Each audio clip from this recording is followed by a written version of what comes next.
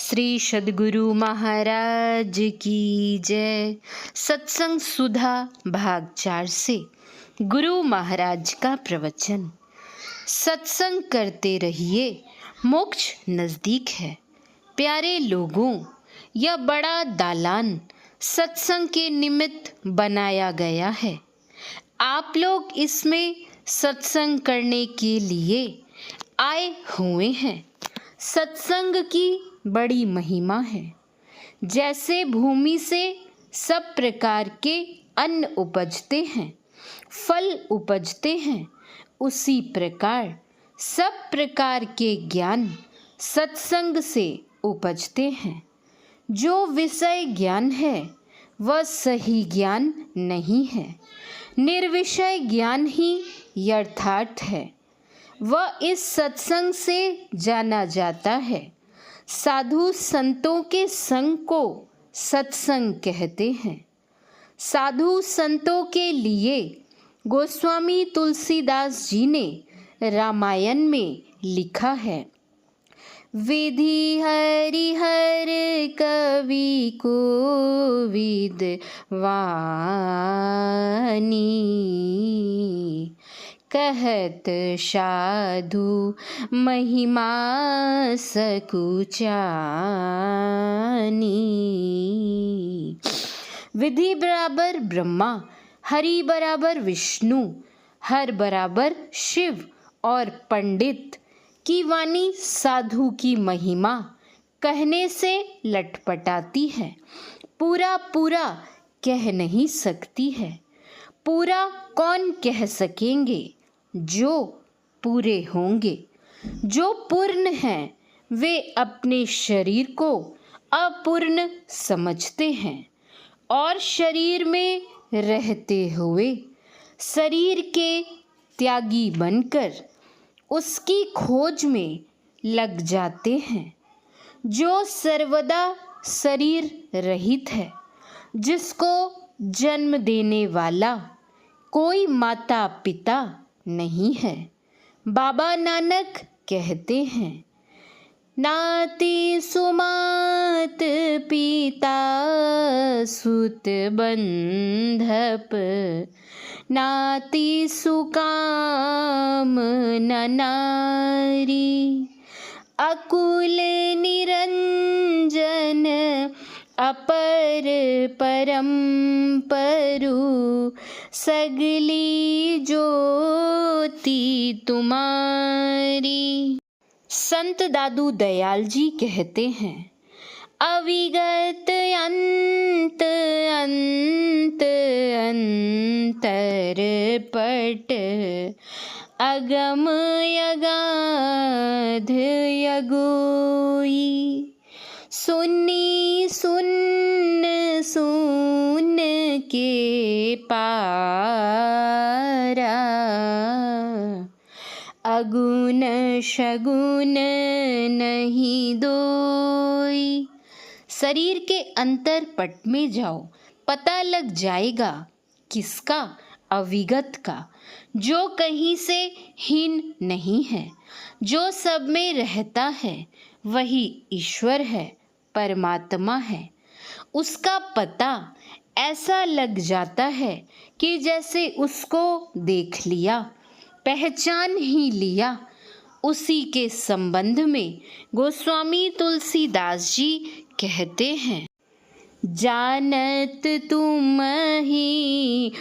ही होई जाई।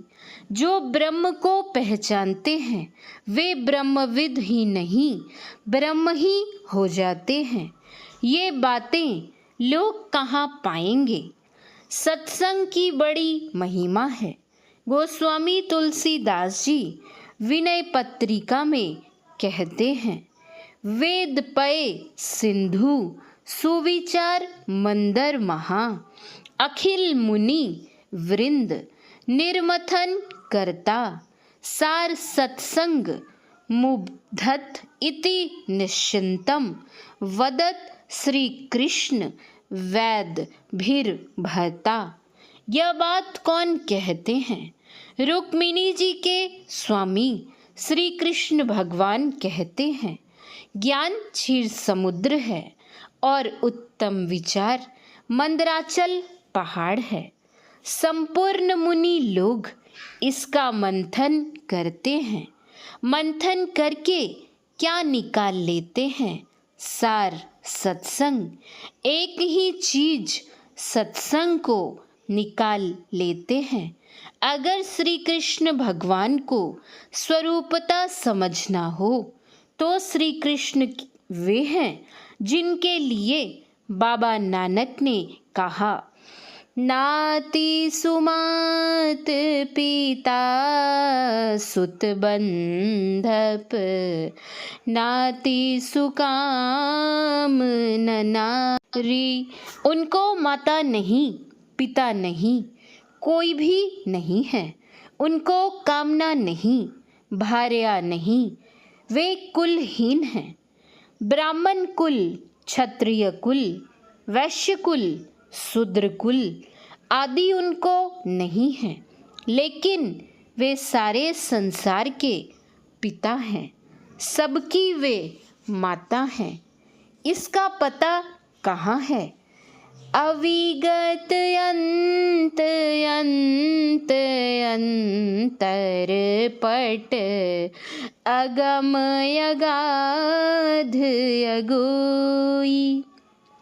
अपने अंतर पट के अंत में चले जाओ, पता लगेगा वहाँ क्या मिलेगा। सर्वव्यापी परमात्मा मिलेंगे। वह तो अंतर के अंतिम पट की बात हुई। और बाहर में क्या मिलेगा? गोस्वामी तुलसीदास जी के कथनानुसार, मति की रति गति भूति भलाई, जब जेहि जतन जहाँ जेहि पाई, सो जानब सतसंग प्रभाऊ,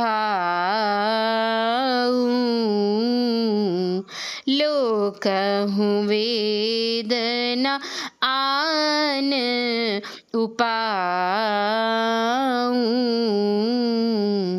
संत दादू दयाल जी ने सुन्न सुन्न के पारा कहकर 3 शून्यों का जिक्र किया है। ये 3 शून्य क्या हैं तथा इन शून्यों के पार में क्या है, इसको जानना चाहिए। एक तो स्थूल आकाश यानी अंधकार है, उसको पार करो तो प्रकाश मिलेगा, और प्रकाश को पार करो तो जो अंधकार और प्रकाश सब में रहता है वह ईश्वर का शब्द है। वह मिल जाए तो ईश्वर मिल जाएंगे, बाकी कुछ नहीं रहेगा। सुविचार मिलेगा, यश मिलेगा, मोक्ष मिलेगा, ऐश्वर्य मिलेगा, शीलता मिल जाएगी। ये सब चीज़ें मिल जाएं तब पाने के लिए क्या बाकी बचेगा सो कहिए, अर्थात कुछ नहीं बचेगा। आप लोग बहुत अच्छा करते हैं कि सप्ताह के एक रोज रविवार के रविवार अपने घरों के कामों को छोड़कर यहाँ आकर सत्संग करते हैं। सत्संग में ये सब चीज़ें मिलती हैं। यह नहीं कि केवल मोक्ष ही मिलता है। सत्संग करने वाले का जब तक जीवन रहता है उसको धन भी मिलता है, ऐश्वर्य भी रहता है, लेकिन वह धन ऐश्वर्य में लिप्त नहीं रहता है और सत्संग करता रहता है। इसीलिए गोस्वामी तुलसीदास जी ने रामचरित मानस के उत्तर कांड में लिखा है, जीवन मुक्त ब्रह्म पर चरित सुनहि तजि ध्यान, जे हरि कथा न करहि रति तिन्ह के ही पाषाण। जीवन मुक्त महापुरुष भी ध्यान को छोड़कर सत्संग करते हैं। सत्संग करने वाले की अपनी बुद्धि परिमार्जित होती है और लोगों को भी लाभ होता है। ऐसा ही आप लोग करें। जो लोग वैदिक धर्मी हैं, मात्र उन्हीं के लिए यह सत्संग नहीं है। जो कोई आ जाओ सबके लिए है। जिनको आने का शौक नहीं है तो कैसे शौक किया जाएगा। सत्संग में आएंगे तो शौक हो जाएगा। बराबर सत्संग में आते रहिए, सत्संग करते रहिए। मोक्ष नज़दीक है। खाने पीने, पहनने ओढ़ने में कमी नहीं रहेगी।